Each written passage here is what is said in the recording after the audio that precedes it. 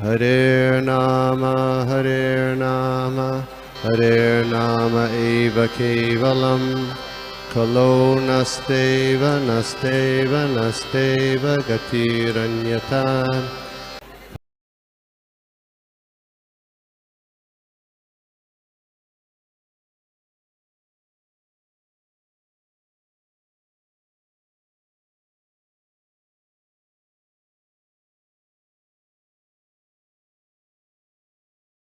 हरे कृष्णा। तो सभी का स्वागत है इस आज के प्रातःकालीन साधु संग ऑनलाइन सत्र में। यहाँ पे आज हम लोग देखने वाले हैं 19वें अध्याय का सार। हम लोगों ने 19वां अध्याय कल खत्म किया था, समाप्त किया था हम लोगों ने, और उसका सार देखेंगे हम लोग 19वें अध्याय का। ताकि ये एक्सरसाइज हम लोग इसलिए करते हैं ताकि किसी का बीच में छूटा है या पूरा अध्ययन भी किया है तो पूरा क्या कनेक्शन है सारे उस अध्याय का, सारे श्लोकों के बीच में, वो हम लोग को अच्छी तरह से पता चलता है। तो हम लोग प्रार्थना से शुरू करते हैं। हम लोग गुरुजनों का, सभी जो पूर्वज आचार्य हैं और सभी उपस्थित भक्त वृंद है, सभी का आशीर्वाद चाहता हूँ कि हम लोग इसको आज का जो सार है अच्छे से समझ सकें। ओम नमो भगवते वासुदेवाय। ओम नमो भगवते वासुदेवाय। ओम नमो भगवते वासुदेवाय। नारायणं नमस्कृत्य नरं चैव नरोत्तमं देवीं सरस्वतीं व्यासं ततो जयमुदीरयेत्। नष्टप्रायेषु अभद्रेषु नित्यं भागवत सेवया भगवती उत्तम श्लोके भक्तिर्भवति नैष्ठिकी। नमो विष्णुपादाय कृष्णप्रेष्ठाय भूतले श्रीमते भक्ति वेदांत स्वामी इति नामिने। नमस्ते सारस्वते देवे गौरवाणी प्रचारिणे निर्विशेष शून्यवादी पाश्चात्य देशतारिणे। जय श्री कृष्ण चैतन्य प्रभु नित्यानंदा श्री अद्वैत गदाधर शिवासादि गौर भक्त वृंदा। हरे कृष्णा कृष्ण कृष्ण हरे हरे, हरे राम राम राम हरे हरे। नाना शास्त्र विचारणैक निपुणो षड धर्म संस्थापको लोकानां हितकारिणो त्रिभुवन मन्यो शरण्या करो श्री राधा कृष्ण पदारविंद भजनानंदेन मतालिको वंदे रूप सनातनो रविजोषी जीव गोपालको सर्वस्य चाहं हृदि सन्निविष्टो मत्तः स्मृतिर्ज्ञानम् अपोहनं च वेदिश्च सर्वैरहमेव वेदो वेदान्तकृत वेद विदेव चाहम्। हरे कृष्णा। मुखं करोति वाचालं पंगुं लंघयते गिरिं यत्कृपातमहं वन्दे श्रीगुरुदिनतारिणं परमानन्दमाधवं श्रीचैतन्येश्वरम्। हरे कृष्णा। तो सभी का स्वागत है और आज हम लोग देखेंगे 19वें अध्याय का सार। हम लोगों ने 19वें अध्याय कल समापन किया था। विश्वम्भर प्रभु ने इसका जो आखिरी जो श्लोक था इस अध्याय का बहुत अच्छे से उन्होंने इसका विश्लेषण किया था। तो हम लोग शुरुआत से इस पूरे अध्याय को एक संक्षिप्त रूप में देखते हैं। तो ये जो 19वां अध्याय है इसका नाम है हिरण्यकशिपु का वध, killing of demon Hiranyaksha. Hiranyaksha का वध, किलिंग ऑफ डेमन हिरण्याक्ष। तो यहाँ पे मैं शेयर करता हूँ। ओके, तो हम लोग, मेरा स्क्रीन भी दिख रहा होगा अभी शायद। तो हम लोग यहाँ पे देख रहे हैं पहला जो श्लोक था उस शुरुआत होता है मैत्रेय मुनि के उवाच से। मतलब वो मैत्रेय मुनि बोलना शुरू करते हैं और वो कहते हैं कि ब्रह्मा जी के शब्द सुनने के पश्चात जो सृष्टि के रचयिता हैं, जो उनके जो शब्द थे वे सारे सिंफुल पर्पसेस से मुक्त थे। यानी जो निर्व्यलिक, ये बहुत ही एक महत्वपूर्ण श्लोक शब्द है जो हमने देखा था, निर्व्यलिकम। यानी कोई उसमें कोई सिंफुल पर्पस नहीं था। हम लोग देखते हैं आमतौर पे भौतिक जो जो नाते हैं उसमें लोग अगर कुछ पाप भी कर रहे हैं तो उसमें कुछ एक हेतु होता है। कभी कभी मतलब दूसरे को चोट पहुंचाने का, किसी को दुख देने का, किसी को तकलीफ देने का, उनका कुछ ना कुछ हेतु होता है और वो उस हेतु से सारा चर्चा होता है। लेकिन यहाँ पे हम देख रहे हैं ब्रह्मा जी के जो शब्द हैं ये भगवान अच्छी तरह से समझ पा कि ये निर्व्यलिकम, इसमें कोई इनका हेतु नहीं। मतलब वैसे तो भक्ति जो है अहेतु की अप्रतिहता होनी चाहिए, तो वैसे ही जो जो, जो रिलेशंस है उसमें भी अगर हेतु रहेगा, मुझे कुछ चाहिए, तो वो रिलेशन ज्यादा नहीं चले। और वैसे ही यहाँ पे जो ब्रह्मा जी के शब्द हैं वो जो बोल रहे हैं, तो आपस में जब इंटरेक्शन होता है तो पता चलता है कौन किस हेतु से बोल रहा है। भले वो कितना भी मीठा बोले, कितना भी स्वीट बोले, कितना भी उस शब्दों में मिठास हो, लेकिन उसका जो पर्पस है वो लोगों को जो है आपस में अगर इंटरेक्शन हो रहा है तो दे कैन अंडरस्टैंड। और ये तो भगवान है तो बहुत अच्छे से समझ जाते हैं कि इनमें इसका कोई हेतु नहीं है और कितना मतलब सारे चीजों से मुक्त है, निर्व्यलिकम। और वो बहुत ही उसको क्या बोलते हैं, प्रेम से उसको स्वीकारते हैं। और कैसा था उनका, स्वीट एज नेक्टर। तो जो शब्द हैं वो अमृत की तरह मधुर थे। तो फिर आगे भगवान ने लॉर्ड हार्टिली लाफ्ड, वो एकदम मुस्कुराए और उन्हें उनके जो प्रेयर थे, उनके जो हमने इसके पहले के अध्याय में देखा था प्रार्थनाएं चल रही थी, वो उन्होंने बहुत ही ग्लैंस लेडन विद लव, बहुत ही प्रेम की दृष्टि से उसको स्वीकार किया उन्होंने।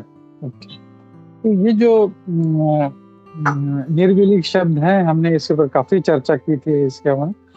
तो ऐसा जो प्रार्थनाएं हैं वो हमारी निर्विलीक है, उसमें कोई हेतु नहीं होना चाहिए और हमको कोशिश करनी चाहिए, भले भौतिक समाज में पॉसिबल ना हो लेकिन एटलीस्ट भक्तों के बीच में जो है हमारा जो आदान प्रदान है वो निर्विलीक हो, उसमें कोई हेतु ना हो, कोई क्या होता है ना, कोई उसमें शब्द नहीं मिल रहा मुझे इसमें, लेकिन उसमें वो हेतु नहीं होना चाहिए। एक दूसरे के प्रति सिर्फ प्रेम होगा तो प्रेम झलकता है उसमें बातों में और वो समझ में आता है। फिर यहाँ पे दूसरे श्लोक में यहाँ पे कहा गया है कि भगवान जो ब्रह्मा जी के नासिका से उत्पन्न हुए थे, यहाँ पे हम देख रहे हैं कि भगवान जो ब्रह्मा जी के नासिका से उत्पन्न हुए थे। आमतौर पे देखते हैं जब किसी के शरीर से कोई उत्पन्न होता है तो उसको पिता कहा जाता है। जैसे ब्रह्मा जी के पिता कौन है, भगवान विष्णु। क्यों? क्योंकि उनके नाभि से जो कमल उत्पन्न होता है उसमें वो उनका जन्म होता है। अब यहाँ पे सुखदेव गोस्वामी जी बोल रहे हैं कि अक्षज यानी अक्षय का जो संस्कृत शब्द है अक्षय, हम देखते हैं कि एक ही शब्द के कई अर्थ होते हैं। कभी कभी तो जैसे आत्मा जो शब्द है उसके 7 अर्थ लिए जाते हैं। तो अक्षय का आम तौर पे अक्षय यानी हमारी आंखें, जैसे भगवान बोलते हैं मया अध्यक्षेन, अधि अक्षय मतलब आधे अक्षय से, मतलब जस्ट मैं टेढ़ी दृष्टि से भी जो है मेरी ये सारी सृष्टि चलती है। तो उसका एक अर्थ है इंद्रिय भी है। तो यहाँ पे प्रभुपाद जी बहुत अच्छे से इसको समझाते हैं, अपीयर्ड फ्रॉम द नॉस्ट्रल्स, भगवान जो है उनके नाक से। और यहाँ पे हम लोग देखते हैं अपीयर्ड, वाज नॉट बोर्न। भगवान अपनी लीला करते हैं, वो अपनी तरह से जो उनको मतलब उनको जो स्वतंत्र है, अभी क्या स्वराट स्वतंत्र है भगवान, तो वो अपने मर्जी से आते हैं। और वो हमने देखा कि कैसे एक छोटे से एक मटर के दाने के बराबर के साइज में से हमने पिछले अध्याय में देखा था निकले थे और फिर इतने सडनली इतने विशाल हो गए वो। तो ये अक्षय जो है भगवान वराह जो है उनके नासिका से उत्पन्न हुए थे। और जैसे ही उत्पन्न हुए बोला sprang and aimed his made in the chin of his enemy, और जैसे ही बाहर निकले उन्हें सीधा अपना गदा जो है अपने जो दुश्मन उनका दुश्मन था हिरण्याक्ष, उनके होड़ी पे, उनके यहाँ पे चिन्ह पे उन्होंने उसका प्रहार किया, जो मतलब जो है एकदम स्टॉकिंग फियरलेसली, बिना किसी भय के, मतलब अब तक उससे कोई भय नहीं था, उसको पता था कि मेरे टक्कर का कोई भी नहीं है। आदमी निर्भय कब होता है? एक व्यक्ति भी जो है वो आमतौर पे जो है वो जब तक सब कुछ अच्छा चल रहा है वो एकदम अरे मस्त चल रहा है, सब कुछ करता है, पाप कृत्य करता है, गलत काम करता है, झूठ बोलता है, सब करता है। लेकिन जैसे भगवान जो है उसको धीरे-धीरे मृत्यु से या परेशानियों से, बीमारियों से जब तक उसको नहीं जकड़ते तब तक वो जो है वो बिंदास घूमते रहते। तो वैसे ही इसको कुछ चिंता नहीं था, अरे कौन क्या कर लेगा? तो वो ऐसे घूम रहा था और वैसे ही जैसे बाहर निकलते सीधा उसके चिन्ह पे प्रहार किया उसके।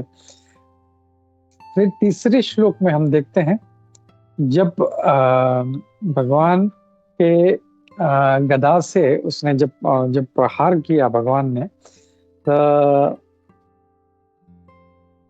तब क्या हो गया, जो हिरण्यकशिपु सॉरी हिरण्याक्ष था, उसने भी जो था उससे प्रहार, अपनी गदा से प्रहार किया और इससे क्या हो गया, भगवान की गदा जो है वो हाथों से छूट गई और वो जब नीचे गिरी तो इट वाज व्हर्लिंग, मतलब एकदम गर गर गर गर वो जोर से घूमने लगी, वो चक्कर गिनने की तरह घूमने लगे और इतना सुंदर वो लग रहा था। मतलब जस्ट इमेजिन, जो गदा है भगवान का, भगवान के हाथों से छूट गई है, वो नीचे गिरी हुई है, लेकिन still that sight was so amazing और the mace was blazing wonderfully, और बहुत ही मतलब चमक रही थी एकदम, मतलब ऐसा।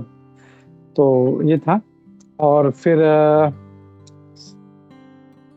अगले श्लोक में चौथे श्लोक में even though the demon had an excellent opportunity to strike his unarmed foe without obstruction, he respected the law of single combat.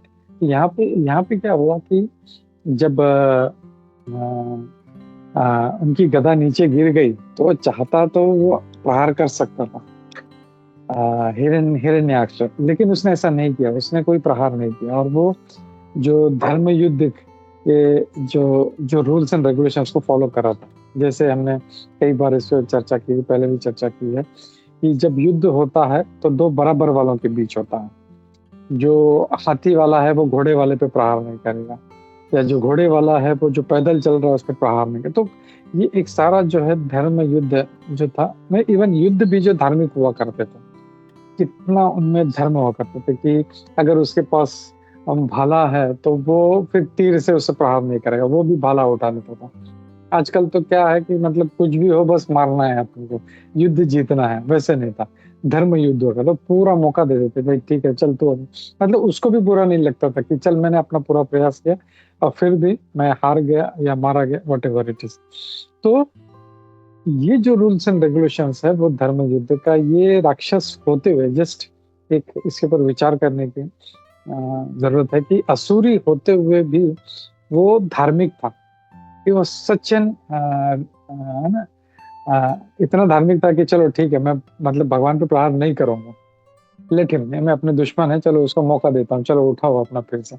तो ये देख के भगवान जो थे उनका गुस्सा और उनका बढ़ गया, kindling the fury of the supreme lord। और फिर अगले श्लोक में, पांचवें श्लोक में जैसे ही उनकी गदा गिरी उनके हाथों से भगवान के, तो सारे जो देवता गण जो स्टेडियम में आकाश में सब जमा हो गए थे युद्ध देखने के लिए, वो उनका एकदम अचानक मतलब वो जोर से वो तो डर गए एकदम, अरे ये क्या हो गया करके, और वो एकदम चौंक गए। वो एकदम जैसे सीट में बैठे, जैसे ही चक्का लगता है सब खड़े हो जाते हैं, वैसे ही जैसे हाथ से गिरी वो एकदम खड़े, अरे ये क्या हो गया। And a cry of alarm rose, मतलब एकदम वो जोर जोर से सारे बोलने लगे। और ये इससे जो थे क्या हो गया कि the personality of God had acknowledged the Demons love of righteousness and therefore invoked Sudarshana. और इसीलिए जब देखा कि हाँ ये भी कितना धार्मिक है, वो उन्होंने एक्नॉलेज किया, उन्होंने भाई ठीक है चल ठीक है, तो इतना ये है। और फिर उन्होंने क्या किया, अपना सुदर्शन चक्र उन्होंने अपना उसको क्या बोलते हैं उसको हिंदी में शब्द, ये इन्वोक कहते हैं उसको बुला लिया, उसको सुदर्शन चक्र को आवाहन किया उसका। फिर छठे श्लोक में हम लोग देखते हैं, यहाँ पे क्या होता है छठे श्लोक में, जैसे as the discuss began to revolve in the Lord's hands, the Lord contended at the close quarters with the chief of the Vaikuntha attendants। तो यहाँ पे बताया जा रहा है कि जैसे भगवान के हाथ में चक्र घूम रहा था, भगवान जो उसके बहुत ही उनका क्लोज मतलब एकदम मतलब पार्षद था, वैकुंठ के उनके वो भूले नहीं थे, वो ये मेरा वैकुंठ का ये वही जय विजय है। एंड जो अब हिरण्याक्ष बन के आया है, तो वो बोलते हैं कि there issued from every direction strange expressions uttered by those who were witness। और सारे जो देख रहे थे अपने एयरप्लेन में या जैसे भी वो थे, उन्होंने उनका जो है ना कुछ वो व्यक्त करने लगे। वो they had no knowledge of the Lord's reality। तो वो इस बात को अभी तक समझ नहीं पाए थे कि भगवान है और भगवान कितने शक्तिशाली हैं। And they cried, may the victory attend you, pray dispatch him, please no play no more with him। तो भगवान आपकी जय हो, आपकी जय हो, तुरंत जो है इसको आप इसको मार दो करके। तो ये हम लोग देखते हैं कि यहाँ पे हम लोग देखते हैं कि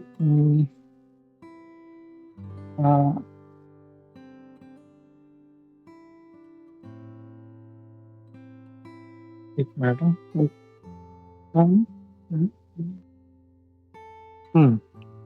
यहाँ पे हम लोग देखते हैं कि कैसे सारे जो भी देवता गण हैं, सुर गण हैं जो वहाँ पे उपस्थित है, कैसा भगवान के प्रति प्रेम है और उससे वो बहुत ही चिंतित है उसकी वजह से।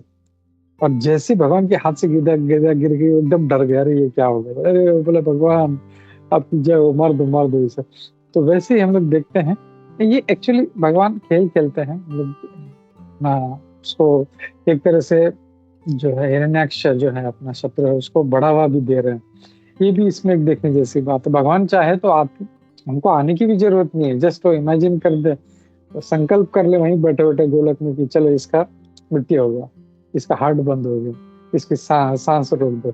बट नहीं, वो फिर भी आते हैं ताकि वो जो है उनका जो इच्छा था कि मुझे युद्ध करना, एक तो वो कारण था, फिर दूसरा कारण था वो भक्तों से आदान प्रदान भी करना चाहते थे, तो अपने जितने भी देवी देवता हैं उनको भी जो था भगवान के प्रति। और तीसरा कारण ये है कि ये जब हम लोग पढ़ेंगे तो हमारे में भी भक्ति का जो है उद्गम होगा और हम लोग भी इसको पढ़ के हिरण्यकशिपु हिरण्याक्ष का जो लीला है उसको पढ़ के हम लोग भी भगवान की तरफ आकर्षित होंगे। तो भगवान एक तीर में कई निशाने लगाते हैं, तो ही वॉज डूइंग दैट। और वैसे ही जो है हम लोग देखते हैं कालिया लीला में, भगवान ने जब कालिया लीला की तो कालिया को चाहे तो मार सकते थे, लेकिन नहीं, he was playing with him. और ऐसा ड्रामा किया उन्होंने कि मतलब वो कालिया कितना विशाल, आई थिंक वो एनाकोंडा भी बहुत छोटा होगा मेरे ख्याल से उनके सामने, कालिया के सामने वो सो ह्यूज। और पूरा भगवान कितने छोटे से 7 साल के जो थे बालक थे और कैसा पूरा लपेट लिया, तो सारे एकदम जो थे इतने चिंतित हो गए, अरे हमारा कान्हा लाला, सब एकदम, कितने जो देवकी माता और कितने जो उनके जो मातृ वर्ग के जो थे वो तो वहीं पे बेहोश हो गए, अरे मेरे कान्हा को लपेट लिया बस, मतलब वो देख नहीं पाए, वो तुरंत जो है वो अनकॉन्शियस हो गए। तो भगवान ये सब लीला करते हैं। और फिर बाद में जब भगवान ने जब अपना लीला स्टार्ट किया, उसको इतना मतलब प्रत्येक खाने पे जो था उसको मतलब पांव से उनको अपने मतलब मार के उनके जो चरण चिन्ह थे उनके कालिया के सर पे जो थे उनके उड़ गए थे। तो भगवान ऐसे सब लीला करते हैं और इसके कारण क्या होता है, भक्तों का जो प्रेम है उसके कारण वो चिंतित रहते हैं, अरे अब क्या होगा, जल्दी करो भगवान, कान्हा जल्दी करो, मार दो इसे। तो ये चीज हम लोग को इस श्लोक में देखने मिलता है। फिर 7वें श्लोक में हम लोग देखते हैं कि जब राक्षस ने, उस हिरण्याक्ष ने देखा भगवान को जिनकी आंखें कमल की तरह थी, तो यहाँ पे हम लोग जब श्याम रसिक प्रभु आए थे, उन्होंने बहुत अच्छा पॉइंट ये कहा था कि हम लोग जब किसी से गुस्से में बात भी करते हैं तो हमारा आंखों का एक्सप्रेशन चेंज हो जाता है। ये तो युद्ध हो रहा है तो आंखें लाल हो जाती हैं पूरे। लेकिन यहाँ पे देखो भगवान कितना युद्ध कर रहे हैं, घमासान नहीं चल रहा है, और भगवान की आंखें जो है कमल की तरह है। सो मुझे कुछ भी उसमें ये नहीं है, मतलब उनके हाव भाव चेंज नहीं हो गए, उनको क्रोध नहीं आ रहा है, and is so quiet and काम। और वहीं पे हम लोग देखेंगे आगे हिरण्याक्ष जो था कितना गुस्सा हो रहा था। क्यों?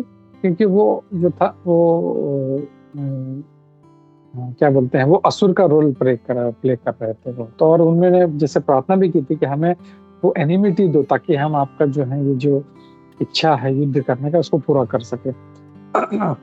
तो भगवान की आंखें जो है कमल की तरह थी, कमल नयन जो थे वो थे। और फिर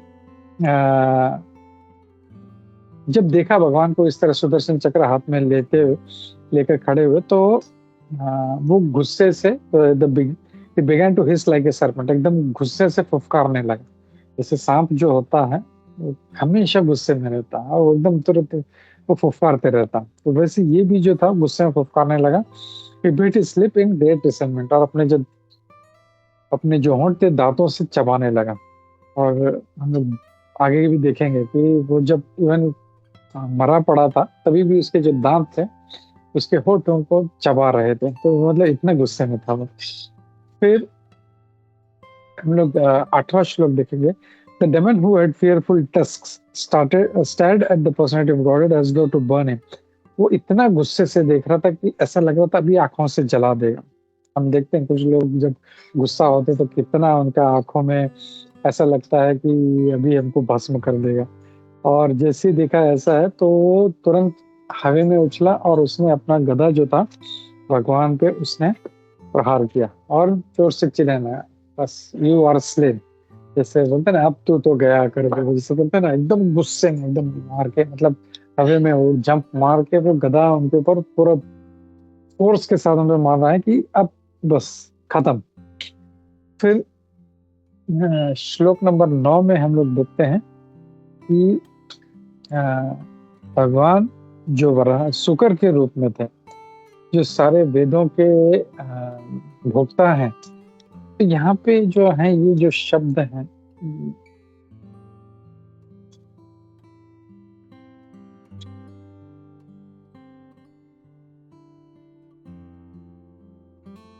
सॉरी 9, हाँ।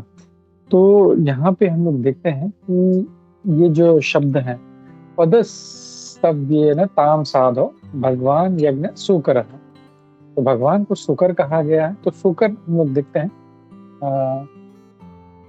शुकर किसको कहा जाता है, जो एक क्या बोलते हैं जो पिग योनि है जो वो है उसे। तो अब इसमें भी हम लोग देखते हैं, इसमें भी 2 तरह का योनि होता है, एक होता है बोर, एक होता है पिग। ये जो पिग होता है ये हमेशा गंदगी में रहता है, और बोर भी जो है लेकिन वो कभी ऐसा, अरे ये क्या है, ये सारा मल खाता है, ये सब करता है, लेकिन बोर ऐसा नहीं है। वो जंगली होता है, जंगल में रहता है, और जो है उसको मतलब वो बहुत ही भयानक होता है, बहुत ही क्या बोलते हैं ना, खतरनाक होता है। वो इज वेरी वेरी फेरोशियस और काफी बड़े बड़े होते हैं। पिग्स जो होते हैं वो छोटे होते हैं, और जो बोर हैं काफी बड़े होते हैं, काफी विशाल होते हैं, बहुत शक्तिशाली होते हैं, इज वेरी वेरी पावरफुल। तो जब यहाँ पे अब शुक्र कहने का अर्थ है कि ये जो है भगवान वैसे जो है मतलब शुक्र के रूप में दिख रहे हैं, लेकिन ही इज ट्रांसेंडेंटल। तो यहाँ पे सुखदेव गोस्वामी जी कितने जो है क्या बोले कि काव्यात्मक रूप से पेश करते हैं कि मतलब ऑल्दो ही इज शुक्र लेकिन ही इज ट्रांसेंडेंटल। फिर यज्ञ शुक्र रहा, मतलब वो सारे यज्ञों के जो है वो भोक्ता है। और यहाँ पे हम लोग देखते हैं लीलया मिष्टः शत्रुः प्रहराद वात रंभसाम। तो उन्होंने क्या किया कि जैसे उसने गदा से पूरा प्रहार किया, तो उन्होंने क्या किया he playfully knocked down the mace with his left foot. मतलब पूरा जोर से उसने फेंका था, लेकिन हल्के से, मतलब उन्हें लेफ्ट पाँव से टक करके उसको साइड में कर दिया जी, उसको ये किया। और इतना मतलब यहाँ पे क्या, as even as it came upon him with the force of tempestic, मतलब ऐसा नहीं था कोई ऐसे ऐसे हल्के से फेंका था, it was with lot of force, और एकदम तूफान की तरह जो था, मतलब एकदम जो भयंकर जो होता है फोर्स, उसके साथ में वो फेंका गया था। लेकिन भगवान ने एकदम खेलते हुए उसको टक से उसको साइड में कर दिया। फिर अगला श्लोक हम देखते हैं, श्लोक नंबर 10 में हम लोग देखते हैं, the lord then said take your weapon. बोला भगवान मतलब उसके साथ खेल रहे थे, मजाक कर रहे थे, उसका कैसे है कि उसको पहले तो अच्छा मौका दे रहे थे, तो उन्होंने अपना मतलब ये भी जैसे गदा मारा तो हिरण्याक्ष की गदा के प्रहार से उनका गदा भी छूट गया। तो ये भगवान सब खेल खेलते हैं और सामने वाले को मौका देते हैं, उनको ऐसा लगे कि हाँ मैं बहुत शक्तिशाली हूँ। ये माया का भी यही स्वभाव है कि वो जीव को जो है बहुत मौका देती है, मतलब ना उसको उसके ऊपर कैप्चर, मतलब अगर पहले ही उसको अगर डरा दिया उसको तो वो आगे नहीं आएगा, लेकिन माया उसको मौका देती है, हाय वाह कितना अच्छा है, कितना अच्छा है, देखो, और वो फिर और अपने उस कार्य में बढ़ता जाता है। तो अगर कोई गलत कार्य कर रहा है तो उसको माया आनंद देती है, अगर कोई गलत कार्य कर रहा है, कुछ भी गलत कार्य कर रहा है तो ही इज वेरी हैप्पी। हाँ, और फिर बाद में वो जब पूरी तरह फंस जाता है, फिर माया उसको दबोचती है उसको, और फिर ऐसा पकड़ती है कि वो छूटता नहीं फिर उससे। इसके लिए एक मैंने एक बार एक भक्त से मेरे को नाम याद नहीं आ रहा उनका, वो एक बार बता रहे थे, दुबई में उनका लेक्चर था, तो वो कह रहे थे कि माया भी ऐसी है, माया मतलब वो बता रहे थे, वो गंगा का उदाहरण दे रहे थे कि गंगा में जब कोई स्नान करने जाता है तो वो गंगा जो है, मतलब पहले बहुत आनंद आता है उसको, वो सोचता है अरे इधर तो कुछ भी नहीं है, मैं आराम से स्विमिंग कर सकता हूँ, फिर अंदर जाता, फिर वहां देखता है अरे यहाँ पे भी कुछ नहीं है, अरे बहुत आनंद आ रहा है, चलो और अंदर जाओ, ऐसे करते करते करते करते एकदम आगे चला जाता है, फिर ऐसा उसको गंगा खींचती है। तो बहुत अच्छा मेरे को एक उदाहरण लगा था कि कैसे माया जो है ऐसे, मतलब शी इज अलाउइंग, ठीक है come please, come please, come please. जैसे आई थिंक कबड्डी में भी ऐसे ही होता है कि वो जो अपोनेंट होता है उसको मौका देते हैं, भाई आ जा, जैसे ही आता है सब दबोच लेते हैं कि बेचारा हिल भी नहीं पाता, तो माया भी ऐसे ही करती है। तो भगवान भी ऐसे ही उसको खेल खेल रहे थे, देख अरे मेरा गदा भी छूट गया, तो कितना शक्तिशाली है, और फिर बाद में वो वार करता गया, वार करता गया।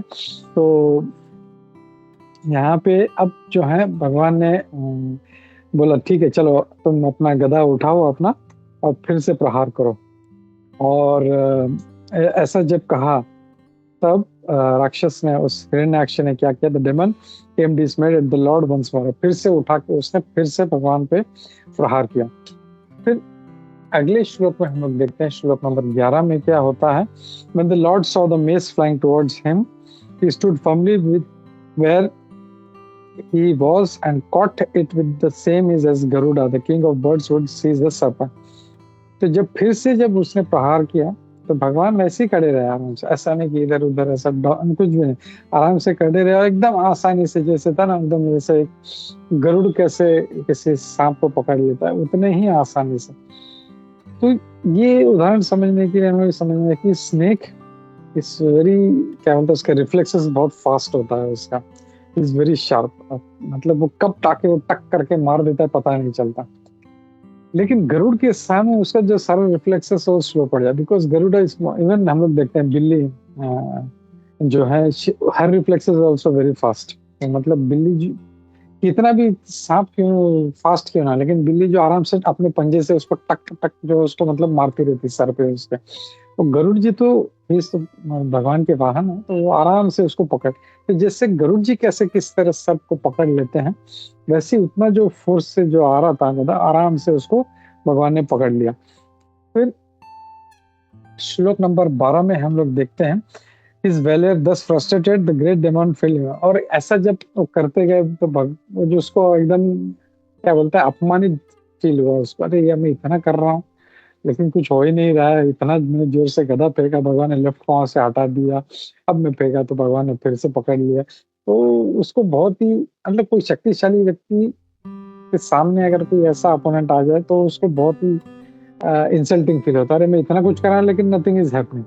तो वैसे ही उसे एकदम इंसल्टिंग लग रहा था, ह्यूमिलिएटेड लग रहा था एंड वाज दस फुट ऑफ काउंटेन ही वाज। और वो उस ह्यूमिलिएशन की वजह से, उस इंसल्ट की वजह से वो वापस लेने का मन भी नहीं होता। मैं अभी लेके भी क्या करूँगा? तो भगवान तो मतलब खेलते जा रहे हैं। तो जो शुक्र है ये तो आराम से जो है मुझे परास्त कर रहा है। फिर हम लोग देखते हैं श्लोक नंबर 13 में क्या होता है। अब क्या हुआ कि उसने जब देखा कि गदा से काम नहीं हो रहा है तो उसने अपना त्रिशूल निकाल लिया उसने। और यहाँ पे वो कहा गया है कि he now took a trident which was rapacious as flaming fire। और इतना भयानक था वो कि एकदम जैसे आग जो होता है, आग फेंकने वाला कैसा होता है, मतलब ऐसा था। और वो भगवान की तरफ फेंक दिया।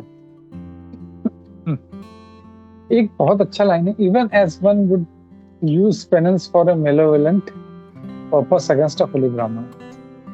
तो यहाँ पे भी बहुत अच्छा, यहाँ पे ये जो लाइन है इसमें यज्ञया धृत रूपया विप्राभिचरण यथा। जैसे कोई अपना जो पेनेंस है या कुछ अच्छा जो शक्ति है किसी ब्राह्मण के विरुद्ध या किसी एक अच्छे भक्त के विरुद्ध उपयोग करता है, वैसे उसने वो चीज भगवान पे प्रहार किया। तो यहाँ पे ये देख सकते हैं कि हमको हमेशा अपना जो पेनेंस है या जो भी अपना शक्ति है वो हमेशा जो है अच्छे कार्य के लिए यूज करना चाहिए। अब ये क्या जो था, ये तो असुर होने के कारण ये जो था भगवान के खिलाफ यूज कर रहा था। और यहाँ पे सुखदेव गोस्वामी जी कहते हैं जैसे कोई जो है मेलोवेलेंट मतलब किसी दुष्ट हेतु से वो भगवान किसी किसी ब्राह्मण पे यूज करे, वैसे वो कर रहा था। तो ये कहा गया है इसमें। और फिर श्लोक नंबर 14 में हम लोग देखते हैं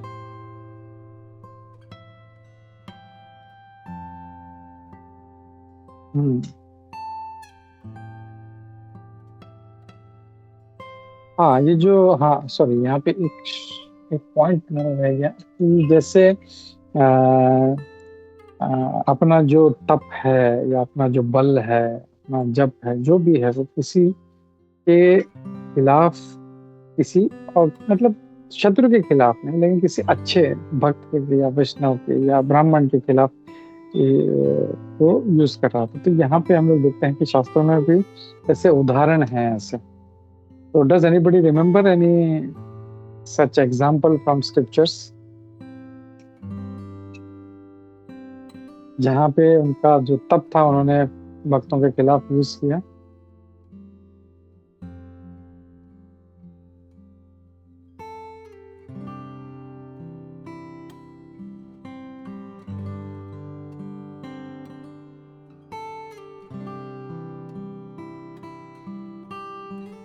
हरे कृष्णा, आवाज आ रहा है मेरा?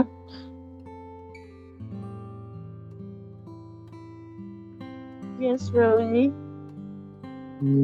Thank you. तो ऐसा कोई उदाहरण याद आ रहा है जहाँ पे अपना पावर किसी भक्त के खिलाफ यूज किया था?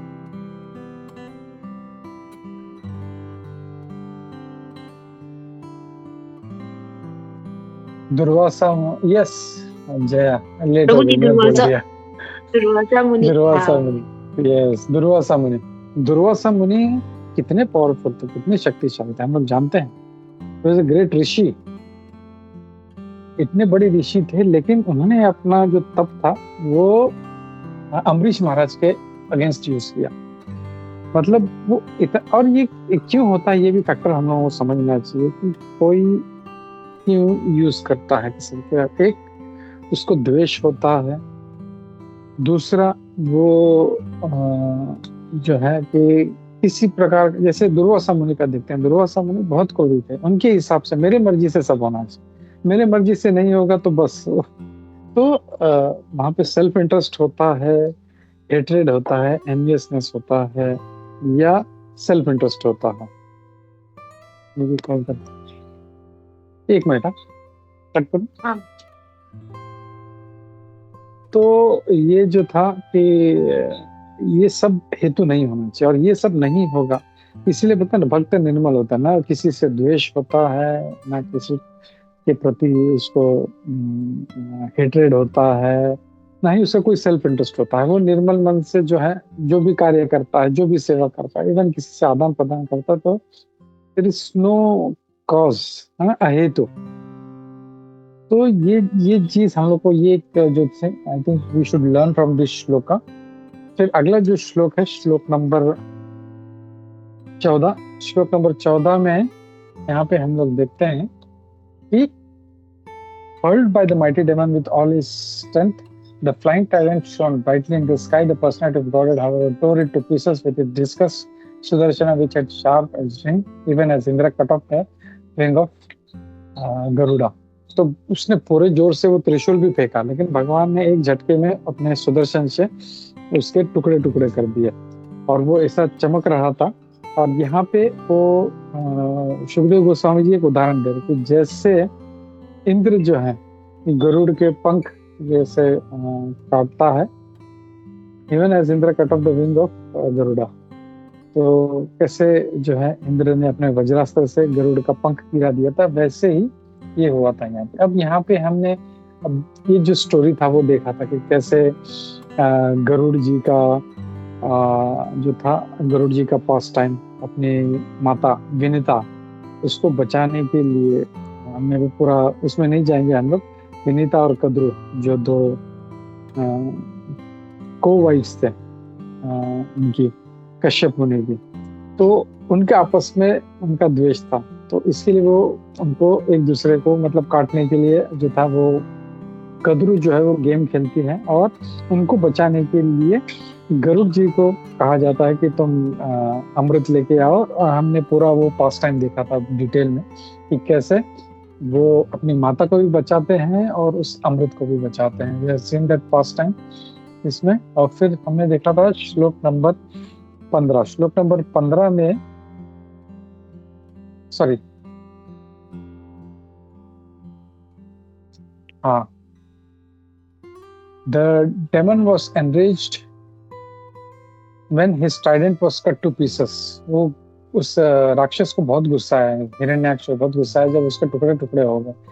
और उसने क्या किया, वो जोर से मतलब जब देखा उनका गदा काम नहीं आ रहा है, उनका त्रिशूल काम नहीं आ रहा है, तो वो मतलब ऐसी बैर हैंडेड वो था युद्ध करने के लिए उनसे आगे बढ़ा, और जोर जोर से वो दहाड़ भी रहा था।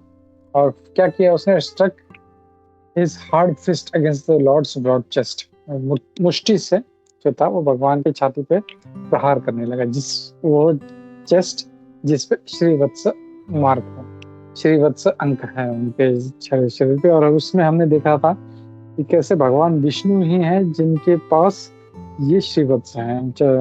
वैकुंठ में जाएंगे तो बहुत सारे उनकी तरह दिखने वाले चतुर्भुज, कोई फर्क नहीं है, ऐसा हर कोई जो भगवान विष्णु की तरह लगेगा, लेकिन फर्क क्या है, एक श्रीवत्स और दूसरा कौस्तुभ मणि, ये जो है उनके। और ये हमने ये भी देखा कि लक्ष्मी जी को उनके चेस्ट पे ये जगह कैसे प्राप्त हुई। हमने देखा था कि लक्ष्मी जी तपस्या करती है और वो रास्ते में भाग लेना चाहती है, और फिर जब वो नहीं मिलता तब फिर वो भगवान को बोलते हैं कि चेस्ट पे उनके मुझे आपके स्थान चाहिए। और फिर हमने वो भी देखा था कि कैसे जो भृगु मुनि थे, भृगु मुनि ने उनके छाती पे लात मारा था, तो लक्ष्मी जी बहुत नाराज हो गई थी उससे। भगवान को गुस्सा नहीं आया, भगवान तो उनके चरण दबाने लगे, लेकिन लक्ष्मी जी को गुस्सा है, बोला कि जो ब्राह्मण लोग हैं आज के बाद कभी भी मैं इनके पास नहीं रहूंगी। और इसके लिए जो असली ब्राह्मण है वो देखेंगे, they are always very poor. ये जो आजकल के जो इतने रिच ब्राह्मण है वो असली ब्राह्मण नहीं बोल सकते, क्योंकि लक्ष्मी जी उनसे खुश नहीं है। तो ये हमने देखा था। फिर बाद में हमने श्लोक नंबर 16 में देखा था, इस प्रकार से जब भगवान पे प्रहार किया, तब भगवान जो आदि फर्स्ट बोर्न, तो आदि शुक्र है, वो फर्स्ट बोर्न है वो उनमें। he did not feel, और इतना प्रहार करने के बाद, इतना शक्तिशाली होने के बावजूद, इतना जोर से मारने के बावजूद उनको बिल्कुल भी कुछ नहीं हुआ। वैसे ही जैसे एक हाथी पे अगर कोई फूल फेंकता है तो फिर क्या पता भी नहीं चलेगा क्या है ये, मतलब मक्खी बैठेगी तो भी कुछ पता चलेगा, लेकिन फूल फेंकेगा तो उसको पता भी नहीं चलेगा, he will not even bother, उसको not even notice। तो वैसे ही यहाँ पे, और यहाँ पे हमने देखा था प्रभुपाद जी उदाहरण देते हैं एक पिता और पुत्र का। तो पुत्र को, मतलब पुत्र जो है, मतलब कभी उनमें ऐसा आपस में प्रेम से जब झगड़ा होता है तो पुत्र जो है पिता के ऊपर प्रहार करता है, लेकिन पिता जो है ऐसे बस आ नाटक करता है, ऐसा है जस्ट उसके साथ खेलता है। वैसे ही भगवान भी जो थे वैसे ही कर रहे थे यहाँ पे। फिर श्लोक नंबर 17 में यहाँ पे हम लोग देखते हैं, demon however employed many conjuring. तो वो जो राक्षस था वो अब जो है देखा उसने कुछ नहीं हो रहा है, गदा से प्रहार किया, त्रिशूल से प्रहार किया, मुष्टि से प्रहार किया, अब कुछ भी नहीं हो रहा, तो वो अपना जो शक्तियां जो हैं वो असुरी शक्तियां वो यूज करने लगे भगवान के खिलाफ। अब यहाँ पे एक बहुत अच्छा इस श्लोक में पोएटिकल एक प्रेजेंटेशन है, बहुत अच्छी तरह से हम लोग इसमें देख सकते हैं। अथोरुदाजस्रं मायाम योग मायाश्वरे हरो। तो ये जो राक्षस था वो अपनी माया शक्ति दिखा रहा था, किससे? जो माया ईश्वर है, वो उस शक्तियों के मालिक है, उनको वो माया शक्ति दिखा रहा था। तो यहाँ पे हम लोग देख सकते हैं कि हाउ फुलिश ही वाज, मतलब वो अपना शक्ति दिखा रहा है, किसे दिखा रहा है? जो सारे जो शक्तियां हैं, माया जो है उनके मालिक हैं, उनको वो अपनी माया दिखाने का प्रयास कर रहा था। तो ये यहाँ पे इस श्लोक में आता है, At the sight of this, the people were filled with alarm and thought the dissolution of the universe was near। और ये सब जब देखा ऐसा हो रहा है तो लोगों को, जो देवी देवताओं को लगा कि बस अब ऐसा लगता है कि ये ब्रह्मांड जो है सारा नष्ट हो जाएगा। मतलब तो सो फियर्स, उसने जो भी था, हम लोग देखेंगे क्या क्या प्रकट किया। तो उसने क्या किया, श्लोक नंबर 18 में हम लोग देखते हैं कि बहुत ही जो भयानक जो थे, तेज हवाएं चलने लगी, सब जगह पे अंधकार होने लगा, जो वहाँ पे जो तूफान उठ रहा था, जो धूल उड़ रही थी, फिर हेल स्टॉर्म्स, यानी हेल को हिंदी में क्या बोलते हैं,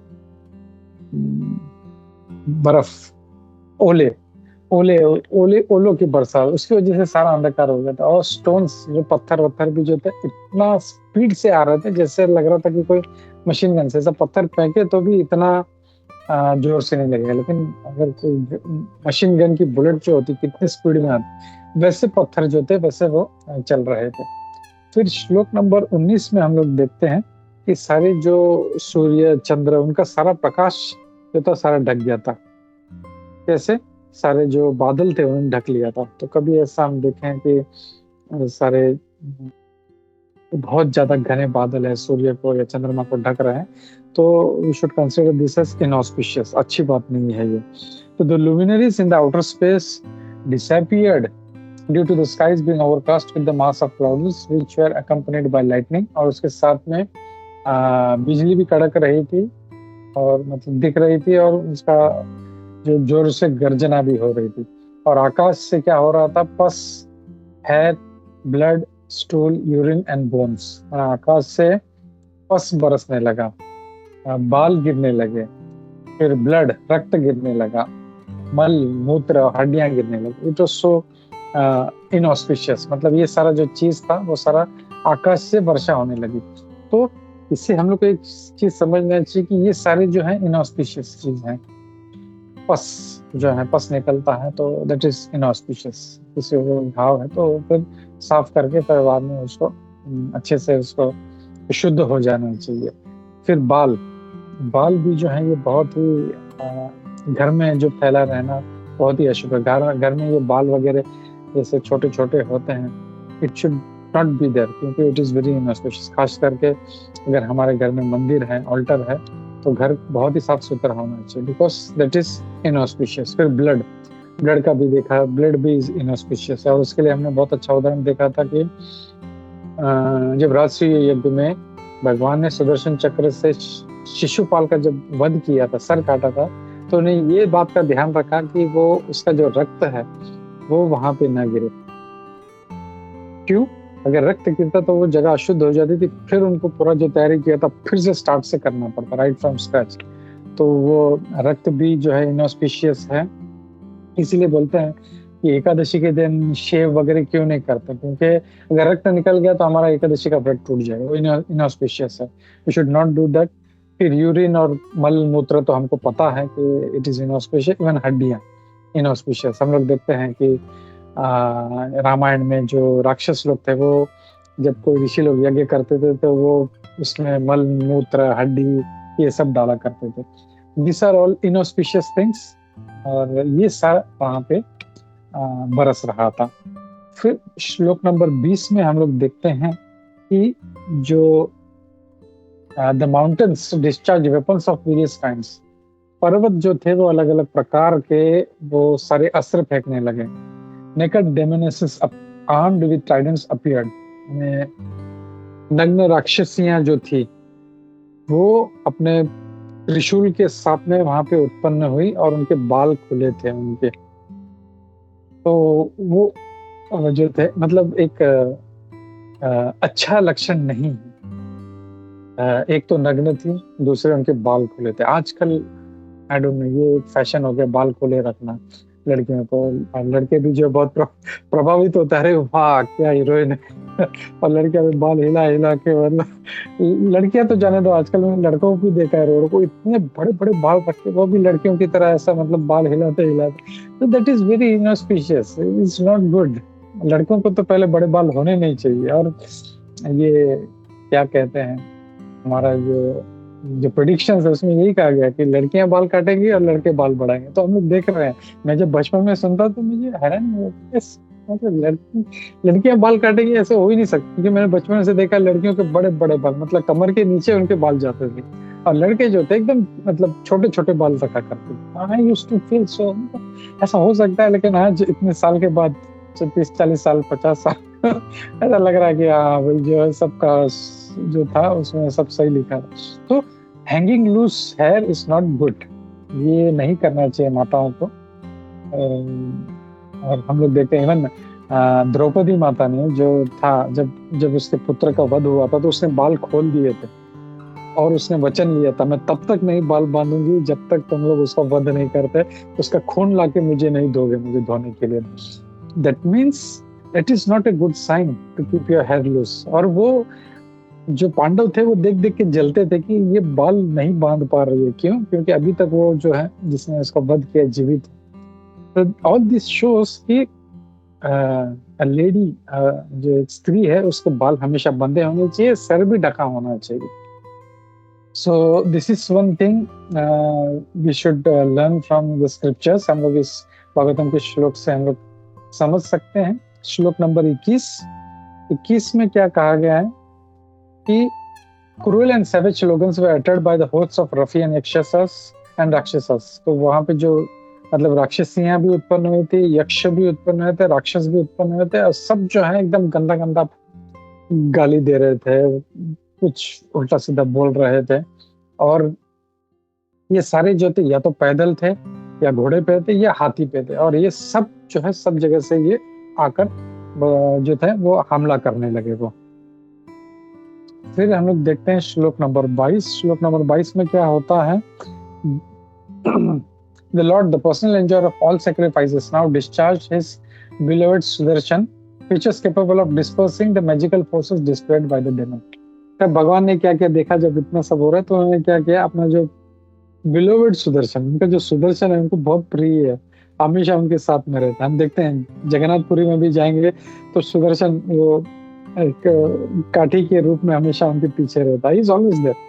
और ऐसा नहीं है सुदर्शन है तो इट इज, जैसा हम लोग कल या परसों हम लोग चर्चा कर रहे थे, there is nothing dead in spiritual world and there is, है ना, ऐसा यहाँ पे चेतन पदार्थ नहीं है और वहाँ पे जड़ पदार्थ नहीं है बिल्कुल। इवन सुदर्शन है, टेबल है, मेज है, फल है, फूल है, दूध है, सारे जो है सब में चेतना है, सब भगवान की सेवा करने वाले। तो सुदर्शन जो है वो भी कॉन्शियस है। जब उनको युद्ध में जाते तो वो अस्त्र बन के साथ में रहता है, लेकिन जब भगवान अपने कुर्सी पे बैठे, सिंहासन पे बैठे, तो वो सेवक बन के उनके पाँव दबाता है, कुछ कुछ ना कुछ सेवा करते रहता है। तो he is very dear to him, you can see. और जब देखा कि ये, तो तुरंत उन्होंने अपना सुदर्शन को अपने काम पे लगा दिया, बोले जाओ। और उसने एक झटके में जो था सारा जो खेल था वो साफ कर दिया वो। क्योंकि भगवान जो है वो मायापति हैं और माया को कैसे हटाना वो अच्छी तरह से जानते हैं। तो ये सारा जो था हम देख रहे हैं कि माया से उत्पन्न हुआ था और भगवान ने उसको तुरंत जो था उसको ये कर दिया। और यहाँ पे फिर इसके तात्पर्य में दुर्वासा मुनि और महाराज अम्बरीश का उदाहरण देते हैं और बताते हैं कि कैसे जो दुर्वासा मुनि ने मतलब उनका सिर का बाल था, दाढ़ी का बाल था, निकाल के उसको जमीन पे पटका और तुरंत एक राक्षस उत्पन्न किया। बोला जाओ मारो इसको, ये मेरे बगैर ये जो पारायण कर रहा था। Just a simple thing.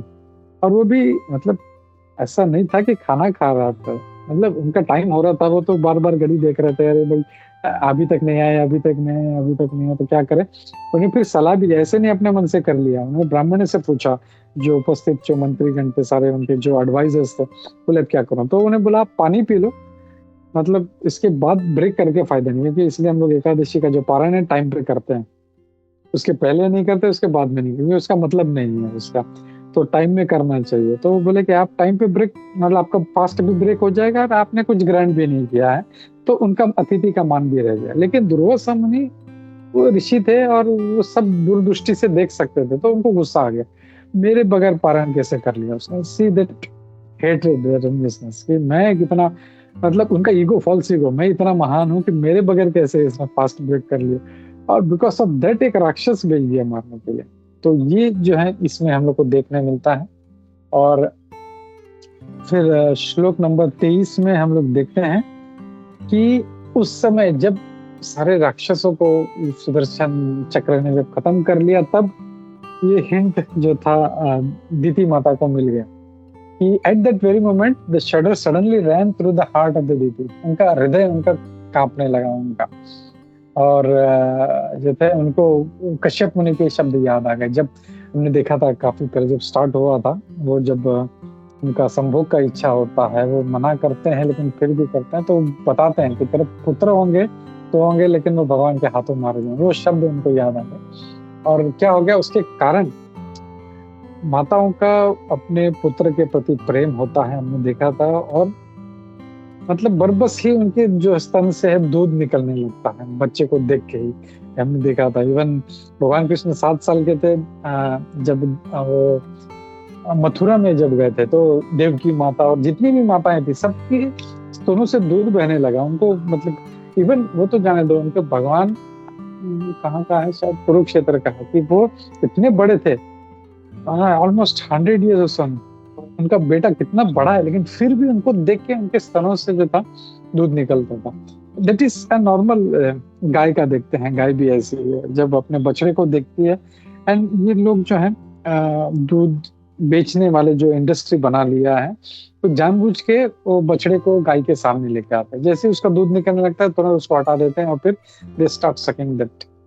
और उसके साथ में फिर कभी कभी ब्लड भी निकलता है। ये जो है दैट इज, इसीलिए जो है बहुत से लोग दूध इसीलिए नहीं पीते, दूध में कोई प्रॉब्लम नहीं है, बट दिस क्या बोलते हैं ना, ये जो हिंसात्मक तरीके से जो दूध निकाला जाता है दैट इज वेरी डेंजरस। सो इसीलिए अब अहिंसा मिल्क जो है, A2 मिल्क और ये सब जो आ रहा है, ये इसी वजह से आ रहा है। तो ये दीति माता के भी स्तनों से रक्त निकलने लगा, फिर वो ट्रांसफॉर्म होने का फ्रॉम ब्लड टू मिल्क वो नहीं हो रहा था वो, और इसके लिए उनके स्तनों से दूध के बजाय रक्त बहने लगा था। ये हम इसमें देखा था श्लोक नंबर 23 में। श्लोक नंबर 24 में हमने देखा था कि when the demon saw his magic forces dispelled, he once again came into the presence of the personality of Godhead Keshav and full rage tried to embrace him। और वो क्या करने लगा, वो देखा अब मार के भी कुछ नहीं हो रहा है, तो उसने पीछे से आया भगवान को ऐसा अपने बाहों में जकड़ने का प्रयास किया। बोला मैं बाहों में जकड़ के जो है इसको मार दूंगा। लेकिन एक सेकंड में जैसे ही उसने पकड़ा, देखा अरे ये तो भारी है। तो यहाँ पे हमने देखा था कि ये जो असुरी प्रवृत्ति है भगवान को अपने इंद्रियों से, अपने अक्षों से या अपने सेंसेस से पकड़ने का जो प्रयास है, दैट इज नॉट गुड। और भगवान इसमें कभी नहीं आते। स्वयं एवं स्फुरति अधः, भगवान जो है खुद रिवील करते हैं, वो अपने इंद्रियों से जो कभी उसमें पकड़ में नहीं आएंगे। और वो हमने दामोदर लीला में भी देखा था कि कैसे दामोदर लीला में भगवान को बांधने का प्रयास करती है माता यशोदा रस्सी से, लेकिन नहीं बांध पाती। जब भगवान का इच्छा होता है, छोटा सा हाथ उठाओ, ताज तो अब वो बांध पाते। तो भगवान का इच्छा होगा तब। तो ये जो प्रयास है भगवान को अपने इंद्रियों से बांधने का, वो दैट इज नॉट पॉसिबल। और भगवान को सिर्फ प्रेम से बांधा जा सकता है। और यहाँ पे बहुत अच्छा प्रभुपाद जी बताते हैं कि भगवान इतने विशाल है, विराट विश्व रूप लेते हैं, विराट रूप लेते हैं, लेकिन भक्तों के लिए वो छोटे से इतने बन जाते हैं, उनके छोटे से बॉक्स में बैठ जाते हैं। हम देखते हैं कई बार वृंदावन जाते हैं तो वहां पे हम लोग खासकर आप देखते हैं कि भक्त लोग जो हैं अपने लाला को अपने साथ में लेके चलते हैं। और भगवान जो है जो भी उनका सेवा है स्वीकार करते हैं। तो ये हमने इसमें तात्पर्य में देखा था। और फिर श्लोक नंबर 25 में हमने देखा कि the demon now began to strike the lord with his heart fills. और फिर जब देखा ऐसे भी नहीं हो रहा तो भगवान पे वो मुष्टि से प्रहार करने लगा, जो है पंच उनको मारने लगा। लेकिन भगवान ने क्या किया, एक हल्का सा एक थप्पड़ लगा दिया। अब यहाँ पे कर्ण मूल है, उनके कान के जो मूल होता है नीचे, वहां पे मारा। और even as Indra the lord of Maruts hit the demon Vritra, जैसे इंद्र ने वित्रासुर का जो था मारा था, वैसे ही भगवान ने जो था उसको हिरण्याक्ष को उसका थप्पड़ मारा हल्के से। तो यहाँ पे मरुत का वर्णन है यहाँ पे। तो यहाँ पे हम देखते हैं कि इंद्र और मर्द गणों के बारे में आपने सुना होगा। और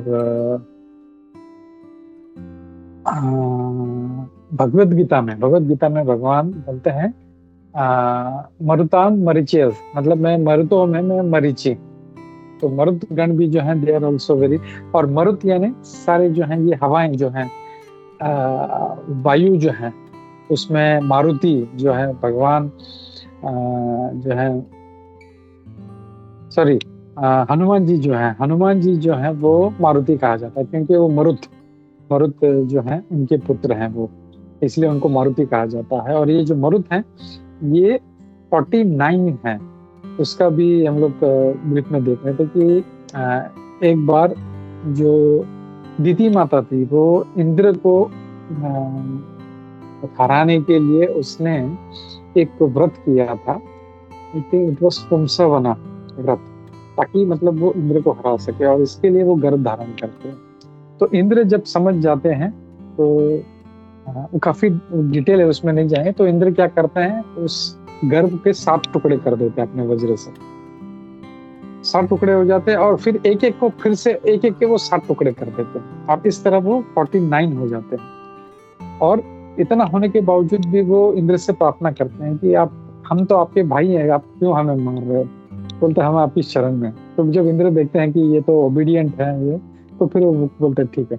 तो इसके लिए हम जब भी देखते हैं इंद्र अगर होंगे तो मरुद भी उनके साथ में होते हैं हमेशा, इसीलिए कहा है इंद्र द लॉर्ड ऑफ मरुद्स। तो यहाँ पे ये मरुद का आया था, I thought I will add this also. और फिर बाद में यहाँ पे अधोक्षज का है। अधोक्षज हम जानते हैं जो इंद्रियों के परे हैं, हमारे इंद्रियों में न ग्राह्यम इंद्रिय ही, तो इसलिए उनको अधोक्ष कहा जाता है। फिर श्लोक नंबर 26 में हम लोग देखते हैं श्लोक नंबर 26 में हम लोग देखते हैं दो स्ट्रक इनडिफरेंटली, मतलब उनका मतलब ऐसे ही, मतलब ऐसा कोई जोर नहीं लगाया या ऐसा कुछ गलती से हाथ लग गया उनका, indifferently though struck indifferently by the Lord the conqueror of all the demons body began to wheel, मतलब गलती से लग गया, उससे इतना ऐसा कि वो चक्कर की तरह व्हील की तरह घूमने लगा। उनकी आंखें बाहर निकल आई, उनके आर्म्स एंड लेग्स, उनके हाथ पांव टूट गए। जस्ट इमेजिन, मतलब एक कोई अगर मारना चाहे तो हाथ पांव नहीं टूटता है उसका, लेकिन यहाँ पे गलती से ऐसा एक लग गया, वो घूमने लगा, आंखें बाहर आ गई, उनके हाथ पांव टूट गए, उनके बाल बिखर गए और वो तुरंत वहीं पर वो मर गया। जैसे एक विशाल वृक्ष कैसे टूट के गिर जाता है ढाम से, वैसे ही वो भी जो बड़ा राक्षस था वो वहीं पे वो गिर गया, जस्ट एक थप्पड़ से। फिर श्लोक नंबर 27 में हमने देखा था कि Ajay and others arrived on the spot to see the fearful tusked demon on the ground biting his lip। जैसे हमने स्टार्ट में देखा था, वो अपने दांतों से अपने होठों को चबा रहा था, तो उसी पोजीशन में था। जब सगे ब्रह्मा जी, सारे देवता सब लोग आए तो देखा वो वैसे ही जो था अपने दांतों को चबाते हुए वहां पे मृत पड़ा था, लेकिन उसका चेहरे का तेज नहीं गया था। क्यों? ये हमने देखा था कि शरीर में तेज होता है आत्मा की वजह से, लेकिन यहाँ पे परमात्मा स्वयं थे, उनका भगवान थे, उनके स्पर्श के कारण जो था उनका तेज बिल्कुल नहीं गया था। और वो सराहना करने लगे कि कैसे ये कितना भाग्यशाली मृत्यु है। तो यहाँ पे वो उनके मृत्यु की सराहना कर रहे हैं, कितने भाग्यशाली हैं ये। और फिर हमने देखा श्लोक नंबर 28। श्लोक नंबर 28 में यहाँ पे अब ब्रह्मा जी कह रहे हैं कि he was struck by the forefoot of the Lord। उनके अपने पैरों से उसको हिट किया था। और ये वो चरण है जिनका योगी लोग ध्यान करते हैं, उनका कल्पना करते हैं और इच्छा करते हैं, डिजायर करते हैं कि ये हम कब दर्शन। और ब्रह्म संहिता में देखते हैं उनका मतलब कई हजारों वर्ष तपस्या के बाद भगवान के जो चरण है उनका नख का टिप जो है वो दिखाई देता है। तो ऐसे जो चरण है वो इसको लग गए हैं, ये कहते हैं। फिर while gazing on his countenance the crest jewel of the sun he cast off his mother। और इस तरह से उसने अपने जो था इस भौतिक बंधन को छोड़ दिया था, ये देखा था हमने। और श्लोक नंबर 29 में कहा गया है these two personal assistants of the supreme lord having cursed। ये जो दो जय और विजय हैं उनको भगवान के द्वारा जो था ये भगवान के दो पार्षद हैं और इनको श्राप के कारण इनको ये ऐसा मिला है और कुछ जन्मों के बाद ये फिर से अपने स्थान पर वापस चले जाएंगे, ये इसमें ब्रह्मा जी कहते हैं। और फिर बाद में सारे देवतागण जो है वो भगवान की स्तुति करने लगते हैं। वो कहते हैं कि हम आपको प्रणाम करते हैं, आप सारे यज्ञ के भोक्ता हो, आपने इस शुक्र का रूप लिया है और ये पूरा प्योर गुडनेस में है। और ये किस लिए है? आपने जो रूप लिया है ये किस लिए लिया है? ताकि आप जो है आप ये प्योर गुडनेस में लिया है ताकि इस सृष्टि का पालन कर सको। Fortunately for us this demon who was a torment, ये जो राक्षस जाता सारे पूरे इस ब्रह्मांड के लिए परेशानी था, वो आपके हाथों उसका वध हो गया। अब हम लोग अच्छे से भक्ति कर सकते हैं। Now at ease in O Lord are now at ease in devotion to your lotus feet. तो ऐसा कहते हैं सारे देवतागण। और फिर आगे कहते हैं, अब मैत्रेय मुनि कहते हैं, इस प्रकार जो है आप उसका वध होने के ऊपर, हिरण्याक्ष का जब वध हो गया तो भगवान हरि ने क्या किया, वो अपने वापस धाम चले गए जहाँ पे हमेशा उत्सव, आनंद उत्सव जो हमेशा चलते रहता है वहाँ पे।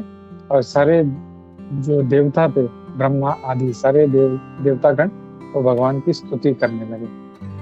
और फिर हम लोग देखते हैं श्लोक नंबर 32 जहाँ पे अब आगे कंटिन्यू करते हैं कि हे विदुर, मैंने इस प्रकार में भगवान के वराह देव का जो था उनका युद्ध और जो हिरण्याक्ष का वध था इसके बारे में बताया।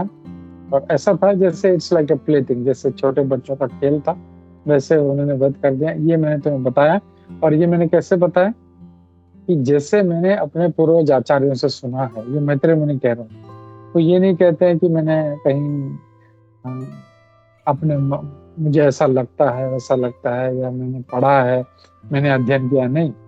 तो कहते जैसे मैंने अपने सुना है वैसे के वैसे में तुम्हें। तो यहाँ पे जो श्रवण का महत्व है वो पता चलता है। इसके लिए हम लोगों को हमारे जो परंपरा से हमको हमेशा सुनते रहना चाहिए। ये यहाँ पे हम लोग को इस श्लोक में ये सीख मिला था हम लोगों को। और श्लोक नंबर 33 में यहाँ पे फिर सुखदेव गोस्वामी महाराज जी आगे कहते हैं, श्रुत उवाच, अब विदुर जी से कहते हैं, my dear brahmana, the great devotee of lord achieve transcendental bliss by hearing. Vidura ji जो थे उनको ये सब लीला सुन के उनको बहुत आनंद आया। फ्रॉम ऑथोरिटेटिव सोर्स, प्रामाणिक जो था, जो स्तोत्र था, मैत्रेय जी से सुन के उनको बहुत इस चीज का आनंद आया। तो वहां पे और फिर से हमको पूर्वज आचार्य से सुनना चाहिए, और उससे सुनेंगे तो हम लोगों को बहुत ही इसमें एक दिव्य आनंद प्राप्त होगा। और फिर 34 में हमने देखा कि what to speak of hearing the pastimes of the Lord. भगवान जिनके छाती पर श्रीवत्स का चिन्ह है, उसके लीला का सुनने का हम क्या ही बखान करें। तो people may take transcendental pleasure even in hearing of the works and deeds of the devotee. तो भगवान का क्या, इवन उनके भक्तों का भी अगर हम लीला सुनेंगे तो भी हमको उसमें बहुत आनंद आता है। इवन भक्तों का भी, इससे हम लोग ये भी समझ सकते हैं कि न सिर्फ भगवान का और भगवान के भक्तों का भी। इसके लिए हम लोग प्रहलाद महाराज, ध्रुव महाराज और इतने सारे जो भगवान के भक्त हैं, परीक्षित महाराज, पूरा भागवतम जो है वो भक्तों का और भगवान का ही गुणगान है, बस इसमें और कुछ नहीं। और जैसे जो इस कलयुग के जो संत लोग हैं, भक्त हैं, तुकाराम और ऐसे सब जो कलयुग के जो संत हैं, उनका भक्तमाल नाम का जो पुस्तिका है, ग्रंथ है, जो माधव कीर्ति प्रभु जी ने बताया था, उसमें उसका वर्णन होता है। तो भागवतम मतलब भगवान का और भगवान के भक्तों का गुणगान, वो हमको सुनते रहना चाहिए और इससे हमारा शुद्धि होगा। श्लोक नंबर 35 में क्या कहते हैं कि भगवान ने गजेंद्र का उद्धार किया, जिसको एक मगरमच्छ ने उनका पांव पकड़ लिया था। And at that time the female elephants who accompanied him were crying and the Lord saved from the impending danger। तो जैसे भगवान ने गजेंद्र का उद्धार किया, तो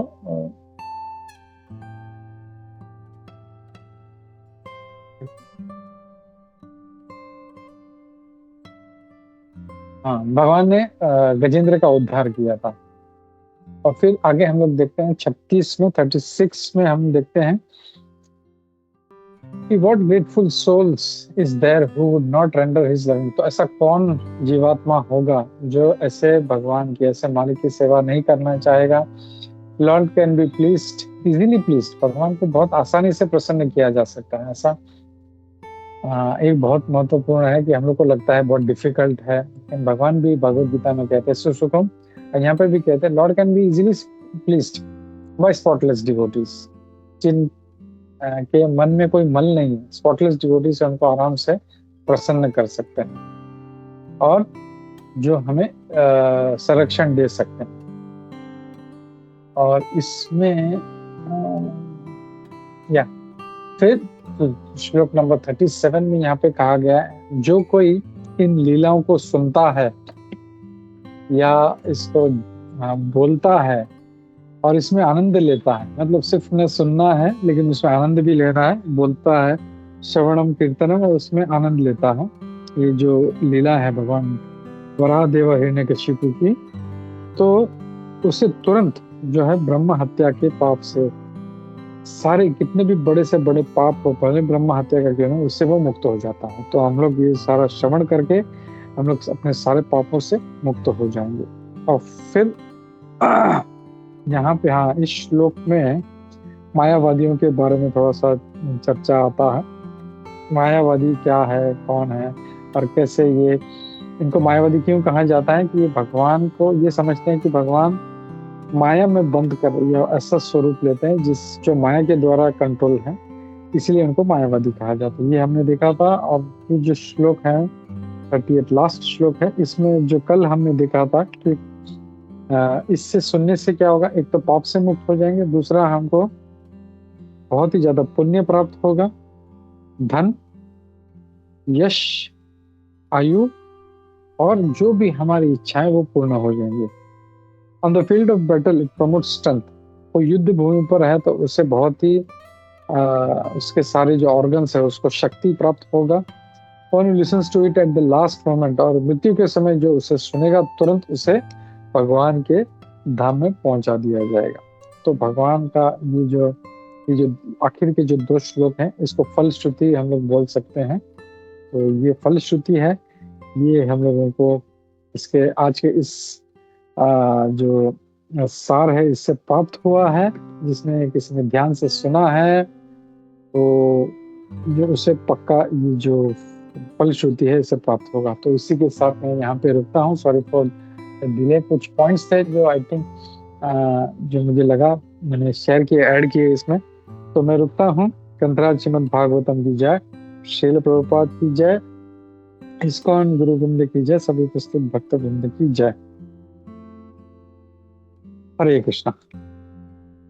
ठीक है, चलो हम लोग रुकते हैं यहाँ पे और हम लोग नरसिंह आरती की तरफ बढ़ते हैं।